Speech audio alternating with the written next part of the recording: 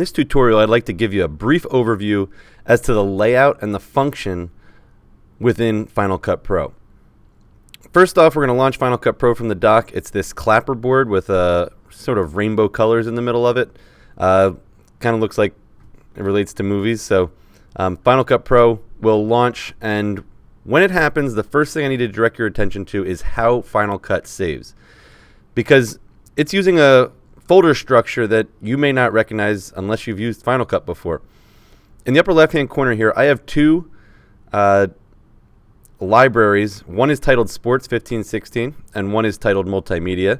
We're going to create a library specific to you. These libraries are able to contain a lot of varieties of content. So this could be audio recordings, it could be video clips, photos, whatever it is you're going to use in your finished projects. All of that media will get stored inside your library. In addition to that, the projects that are associated with those items will also be saved. Final Cut went to this process, or went to this structure for saving files, because if you were to move one of the original pieces of media, in this case, I'm going to open my Sports 1516 library, and I'll talk more about where it's saved in a moment. I have a whole bunch of different sports here from that school year, and associated with that are a few projects. Here I have one that's titled Boys Lax, and that's actually what's opened up down below here. But the Boys Lacrosse video has a project associated with it. There's also this aerial video project, and you can see that these are actually projects because they have clapperboards next to them. Below that, I have an audio file, which is actually the audio that's in this project, and then there's also a bunch of video clips below it. The way in which a project works, in this case the Boys Lacrosse project, is it does not actually edit the original video. It's referencing the original video. So each of these video files exists somewhere else. It's referencing it until you later stitch this together or create this into a video file of its own. So right now it's just referencing all of these separate media files elsewhere on your computer, and for that reason, Final Cut Pro has gone to a library structure. If one of these files were removed from the library, you would see a red clip. I have that, I believe, in the case of, I thought it was under the aerial here. Well, probably not going to find it now. Okay.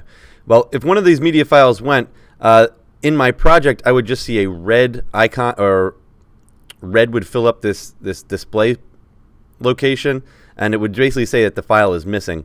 And because it can't reference that file, it no longer exists in your project, or can exist in your project. So we need to make sure everything is saved into a specific location. The way in which Final Cut's designed to be set up, you have your library. Underneath it, you have your events, and then you also have your projects. So we create a library, we'll then create events inside that library, and then inside that event, the project that will reference those files will be created as well. And you can see that on the screen here. I have an event for Boys Lacrosse, and then I have a whole bunch of video files that are associated with it. I'm not going to talk about how you edit, but it's important to understand that structure when it comes to saving. Otherwise, you're going to start losing media, or you're not going to be very well organized. A few things that are really nice about these libraries is that they can be saved anywhere. So if I click on the Sports 1516 and I come over here to the inspector window, which is where I get all the extra information with regards to it, you can see that this is saved to a location, a media location titled SIGINs. This is actually an external hard drive that I have plugged into my laptop right now.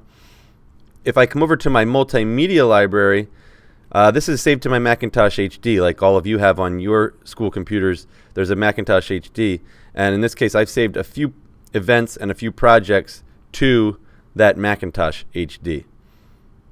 All right, so you can save it, and you can move these libraries from place to place. So if Johnny creates a library and wants to share all of his library with someone else, or take it with him to another computer, he can simply drag and drop that library onto an external device, and then he can access all of the files from there on a new machine or on a different machine. We don't have this problem. We have a unique situation with taking our media with us. Now, these are large video files, large media files, and we need to be able to move them from computer to computer within our classroom setting. So what we are going to do is when we create a new library, we're going to assign a very specific location. I actually can't see this here because my laptop, for some reason, is not recognizing the 302 drive from which I'm currently working.